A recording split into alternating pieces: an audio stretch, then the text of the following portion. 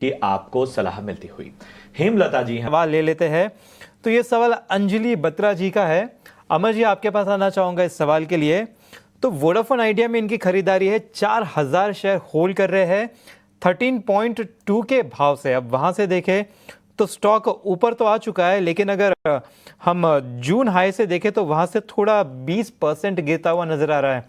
अभी भी ये मुनाफे में है, तो यहाँ पे आपको फंडामेंटली क्या नजर आ रहा है कि स्टॉक थोड़ा और भी थोड़ा नेगेटिविटी की तरफ जा सकता है?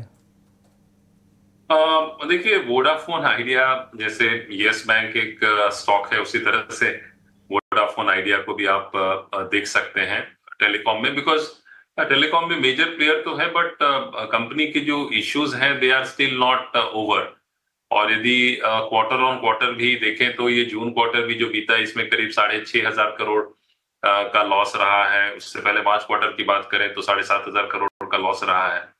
तो ये इन सब कंपनीज में जो कंपनीज लॉस करती हैं, चाहे वो न्यू एज कंपनीज हो, डिजिटल कंपनीज हो, या फिर वोडाफोन जैसी कंपनीज हो, या यस बैंक जैसी कंपनीज हो, तो कहीं ना कहीं निवेशक जो रहते हैं उनकी ये एक्सपेक्टेशंस रहती है कि there will be a time where there is a turn around in the company. अब वो टर्न अराउंड जो है एक्चुअल में होता है, कब होता है, कितने समय में होता है, these are very important questions and they are never easy to answer for anyone. तो हैविंग सेड दैट, ये सब कंपनीज में जनरली वो इन्वेस्टर्स इन्वेस्ट करते हैं they have who have a higher risk appetite, because इसमें रिटर्न्स भी आपको उस तरह से मिल सकते हैं। बिकॉज यदि कंपनी में मेजर टर्न अराउंड आता है, या फिर कंपनी में किसी तरह से कैपिटल इन्फ्यूजन होता है, कंपनी मार्केट शेयर बढ़ा पाती है, तो उसका एक इम्पैक्ट जरूर प्राइस में देखने को मिलता है।